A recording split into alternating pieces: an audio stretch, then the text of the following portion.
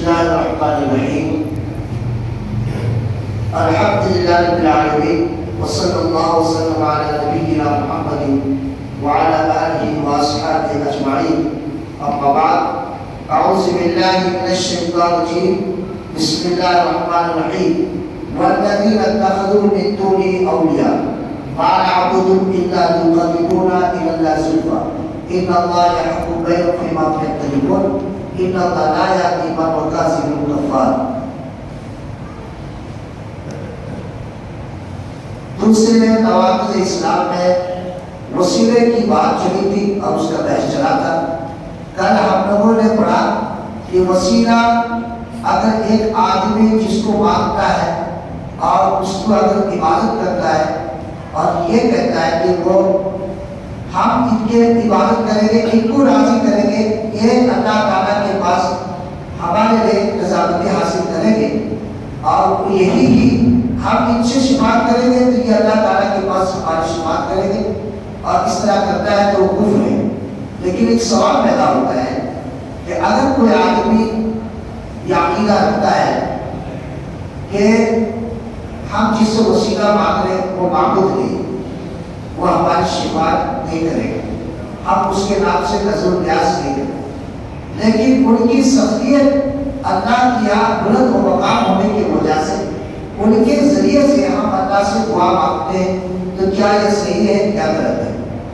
مطلب وہ لوگ جو اس اعتقاد کے ساتھ وسیلہ اختیار کرتے ہیں, اس اعتقاد کے ساتھ کہ یہ بس اسباب ہے, ایک ذریعہ ہے, ایک ذریعہ ہے, ان سے دعا نہیں مانگتے, ان کے آستانوں پر جانور سوار نہیں کرتے اور نہ ہی ان پر توکل کرتے. مطلب یہ کہ نہ ہی ان سے دعا مانگتے ہیں کہ اے انسان یا اے بزرگ, اے ولی, اللہ کی بارگاہ میں ہمارے بیڑا پار کر دے, یا اللہ کی بارگاہ میں ہماری سفارش کر دے, شفاعت کر دے. اے ولی ہم تم پر بھروسہ کرتے ہیں, تو قیامت کے دن ہماری نجات دے جائے گا. ایسا نہیں, بلکہ ان کے ذریعے سے ان کے نیک اعمال کی بنیاد پر, ان کے اچھے اخلاق ہونے کی بنیاد پر اس کو اللہ تعالیٰ سے, جیسے مثال کے طور پر بہت سے لوگ اللہ کے نبی صلی اللہ علیہ وسلم کو معبود نہیں مانتے اور یہ بھی نہیں کہتے کہ ان سے ہم سفارش کریں گے یا اللہ سے سفارش کریں گے, ایسا نہیں, بلکہ کہتے ہیں کہ اللہ تعالیٰ ہماری دعا کو اللہ کے نبی صلی اللہ علیہ وسلم کے صدقے جمل سے قبول کر دینا. حالانکہ وہ معبود نہیں مانتے, شافی نہیں مانتے اور ان کے نام سے نظر نیاز نہیں کرتے, ان کو سجدہ نہیں کرتے, لیکن ایک ذریعہ بنا کر کے اللہ کے نبی صلی اللہ علیہ وسلم کے نیک عمل اور ان کے اچھے اخلاق اور مکمل انسان ہونے کی وجہ سے اللہ تعالیٰ کیا ان کا مقام ہے, ان کے ذریعے سے اللہ ہماری دعا کو قبول کرے. یہ ڈائریکٹ اللہ کے نبی صلی اللہ علیہ وسلم سے نہیں کہہ رہے کہ اللہ کے نبی آپ اللہ کی بارگاہ میں جا کر کے ہماری شفاعت کریں, بلکہ اللہ تعالیٰ سے کہہ رہے کہ اللہ اس نبی کے ذریعے سے ہماری دعا کو قبول کر لے. تو کیا یہ بات صحیح ہے, درست ہے؟ اس کا جواب کہتے ہیں کہ ان کے آستانوں پر جانور زبانی کرتے ہیں, نہ ہی ان پر توکل رکھتے ہیں. ان کا اعتقاد ہے کہ عبادت صرف اور صرف اللہ ہی کے لیے ہی درست ہے, لیکن انہوں نے بزرگوں کا واسطہ اس لیے اختیار کیا ہوا ہے کہ وہ ان کے گمان کے مطابق اللہ سے قریب کرنے کا ذریعہ ہے. اگر ہم ان کا حوالہ دیں گے تو ہو سکتا ہے اللہ تعالیٰ راضی ہو جائے, خوش ہو جائے. کبھی کبھی ایسا ہوتا ہے کہ ہم کسی کے پاس, کسی آفیسر کے پاس جاتے ہیں اور یہ بات کہہ دیتے ہیں کہ اپنے فلاں کا بیٹا ہوں یا فلاں سے میری دوستی ہے, فلاں کا بھائی ہوں, تو آفیسر اگر اسے جانکار والا ہوتا ہے تو وہ جلدی کام کر دیتا ہے. تو اس طرح سے ان لوگوں نے اللہ کے نبی صلی اللہ علیہ وسلم کو معبود تو نہیں مانا, لیکن ان کا ایک ذریعہ بنایا کہ اللہ کیا ہے, ان کا مقام ہو سکتا ہے اللہ تعالیٰ کو اگر ہم ان کا حوالہ دے دیں تو اللہ تعالیٰ ہماری دعا کو قبول کر لے. تو کہتے ہیں کہ واسطہ اس نے اختیار کیا ہوا کہ ان کے گمان کے مطابق اللہ سے قریب کرنے کا ذریعہ اور سبب وہ اللہ تبارک تعالیٰ سے ان کی جان اور مدد کو وسیلہ سے دعا مانگتے. سو ان کا یہ عمل بھی بدعت ہے, شرک تو نہیں ہوگا لیکن بدعت ضرور ہے, کیونکہ اس طرح سے اللہ کے نبی صلی اللہ علیہ وسلم یا صحابہ کرام نے کبھی بھی ان کے ذریعہ بنا کر کے دعا نہیں کیا کسی سے, تاکہ سو ان کا یہ عمل بدعت ہے اور بدعت ہونے کے ساتھ ساتھ شرک کی طرف لے جانے کا ایک ذریعہ ہے. ایک تو بدعت ہے اور آگے چل کر اللہ تبارک و تعالیٰ نے دعا طلب شفاعت کے لیے ہمیشہ وسیلہ اختیار کرنے کا حکم نہیں دیا ہے، اور نہ ہی یہ قبولیت کی دعا کا کوئی مشہور سبب ہے، یعنی اگر کسی شخصیت کا حوالہ دے ہی تو اللہ قبول کرے گا تو نہیں کرے گا، ایسا نہیں، بلکہ اللہ تعالیٰ ڈائریکٹ دعا قبول کرے گا۔ آپ اپنے اور اللہ کے درمیان کسی صالح یعنی نیک انسان یا کسی نبی کا واسطہ اختیار کرے تو ہی اللہ قبول کرے گا تو نہیں کرے گا، ایسا نہیں، اللہ تعالیٰ ڈائریکٹ بھی قبول کرے گا۔ اس طرح کا عقیدہ رکھنا گویا بغیر علم کے اللہ پر بہتان باندھنا ہے، کیونکہ اللہ تعالیٰ نے دعا کرنے کا حکم دیا ہے، واسطہ اختیار کرنے کا حکم نہیں دیا ہے، دعا کرنے کا حکم دیا اللہ تعالیٰ کہ تم دعا کرو میں قبول کروں۔ اللہ نے یہ نہیں کہا کہ فلاں ایک انسان کا ذریعہ دے کر کے دعا کرو میں قبول کروں گا، ایسا نہیں کہا، اختیار کرنے کا نہیں، لہٰذا دونوں حالتوں میں تمیز اور فرق ضروری ہے۔ نمبر ایک اس شخص کی حالت ہے جو وسیلے کی ہی عبادت کرنے لگتا ہے، وسیلہ جس کو وسیلہ مانتا ہے اسی کی عبادت کرتا ہے، اس کی مزار پر چادر چڑھانا، نذر و نیاز کرنا، قربانی دینا، اور اسی طرح سے ان سے جا کے کہنا کہ اللہ تعالیٰ سے ہمارے باپ بنا دو، اولاد دلا دو، یہ چیز کو اللہ تعالیٰ سے کہہ کے کہ ہمارے اولاد دلا دو، اس طرح سے تو وسیلے کو ہی عبادت کرنے لگتا ہے، ان کے لیے جانور ذبح کرنا، نذر و نیاز کرنا، ان کے توسل سے یعنی ان کے ذریعے سے اللہ تعالیٰ کے قرب حاصل کرنا چاہتا ہے، تو یہ کفر ہے، یہ کفر ہے۔ جبکہ دوسرے شخص کی حالت یہ ہے وہ ان وسیلوں کی عبادت نہیں کرتا ہے اور نہ ہی ان کے لیے نذر و نیاز کرتا ہے، چڑھاوا چڑھاتا ہے، بلکہ اس کا یہ عقیدہ یہ اعتقاد ہے کہ فقط اسباب ہے، یعنی ایک ذریعہ ہے جس کے ذریعے سے میں اللہ تعالیٰ سے دعا کرتا ہوں، جو ان کی ضرورتوں کو اللہ تک پہنچاتے ہیں، کیونکہ اللہ تعالیٰ کے یہاں ان کی بڑی قدر منزلت ہے، تو یہ باطل اور بدعت کا یہ بھی بدعت ہے، کیونکہ یہ دین میں ایک ایسی نئی چیز ایجاد کرنا ہے جس کی اجازت اللہ نے نہیں دی ہے۔ اسی طرح سے یہ شرک کے وسائل میں سے ایک وسیلہ،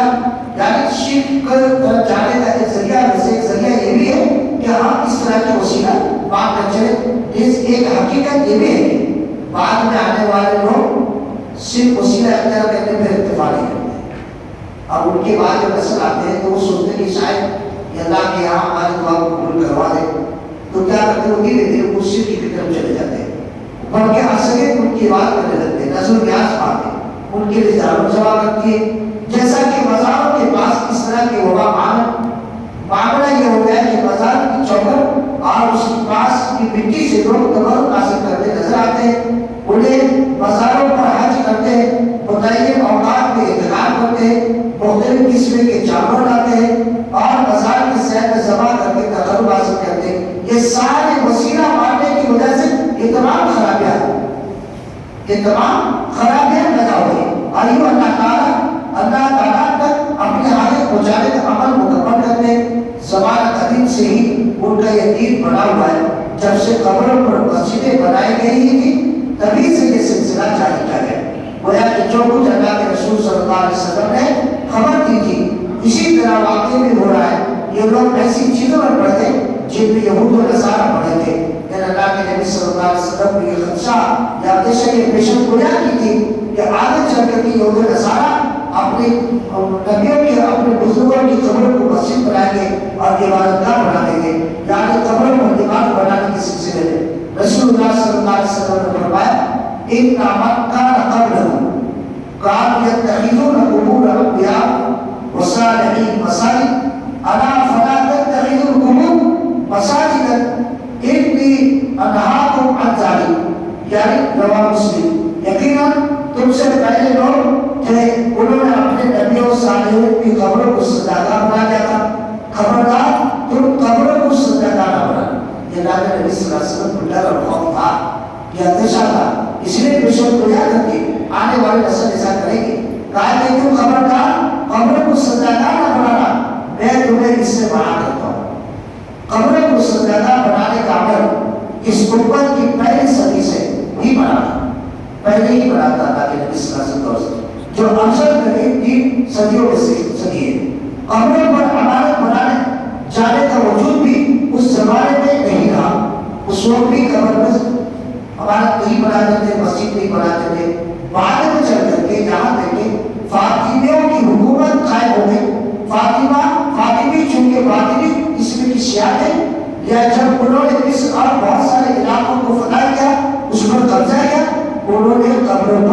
بنانا شروع کر دیا. وہاں سے قبر اور مزار بنانا شروع, اس کا بنانا شروع. یوں مصر اور دیگر مسلم علاقوں میں مزاروں کی تعداد دھیرے دھیرے بڑھتی چلی گئی اور لوگ اس پر اعتقاد کرنے لگے. بقول امام ابن تیمیہ رحمۃ اللہ علیہ, یعنی شیخ الاسلام ابن تیمیہ رحمۃ اللہ علیہ نے کہا تھا اہل تشیعی کی وہ بدبخت قوم ہے جنہوں نے سب سے پہلے قبر پر عمل پڑے, سب سے پہلے قبر پر عمل پڑے. ان کو دیکھا کہ نام آپ مسلمان جو اپنے آپ کو اہل سنت والعقیدہ کہتے ہیں, وہ لوگ بھی ان کو دیکھا کہ اس قبر پر صدا کرنا شروع کر دیا دھیرے دھیرے. لیکن ذریعہ کیا بنا, یہی وسیلہ. شیطان نے رات میں یہی پر پھنسایا, کہا کہ تم ان کی عبادت تھوڑی کرو, ان کے ذریعہ بناؤ. وہ اللہ کیا بہت ایک انسان اس طرح سے ذریعہ بنا کر وسیلہ بنا کر کے دھیرے دھیرے دھیرے دھیرے بعد میں چل کر کے ان کے بعد آنے والے نسل کیا کرے, ان کو سجدہ کرنا شروع کر دیا, ان کا نظر پیار چلانا شروع کر دیا, ان کے نام سے قربانیاں دینا شروع کر دیا اور دھیرے دھیرے جہاں سے شرک کا راستہ کھل گیا. تو وسیلہ اس طرح کے وسیلہ چاہے ان کو معبود مان کر کے ہی وسیلہ پکڑے یا بغیر معبود مان کر وسیلہ پکڑے, دونوں حالت میں یہ غلط ہے. پہلے حالت میں یہ کہ کفر کا راستہ اختیار کر دیتا ہے اور دوسری حالت میں کہ وہ بدعت کو ایجاد کر دیتا ہے. کیونکہ اللہ کے نبی صلی اللہ علیہ وسلم کے دور میں, صحابہ کرام کے دور میں, تابعین کے دور میں یہ سلسلہ نہیں تھا. بعد میں چل کر کے یعنی اس طرح سے سلسلہ بنا. آج بھی مسلمان جو معبود نہیں مانتے, قبر پرست نہیں ہے, لیکن وہ یہ بات ضرور کہہ دیتے ہیں اگر ہم اللہ کے نبی صلی اللہ علیہ وسلم کی سب دوبل سے اللہ تعالیٰ سے دعا مانگتے ہیں, ہمیں کہ اس کو آمین بھی کہہ دیتے ہیں, آمین بھی کہہ دیتے ہیں. تو اس طرح سے ہم کو پرہیز کرنا چاہیے. یہ بھی ایک بدعت عمل ہے. انشاءاللہ کل کو بحث چلے گا کہ جائز وسیلہ کیا ہے اور ناجائز وسیلہ کیا ہے. ہم کن کن باتوں کے وسیلہ پکڑ کر اللہ سے دعا کر سکتے ہیں, اب کن باتوں کا وسیلہ پکڑ کر اللہ سے دعا نہیں کر سکتے. کہ وسیلوں کو ماننا جائز ہے اور کن وسیلوں کو ماننا جائز نہیں. انشاءاللہ اس کا بحث آئے گا. اللہ تعالیٰ سے دعا ہے اللہ تعالیٰ ہم سب کو جائز وسیلوں کو پکڑ کر اللہ سے دعا مانگنے کی توفیق عطا فرمائے. ہر قسم کے ناجائز وسیلے سے, چاہے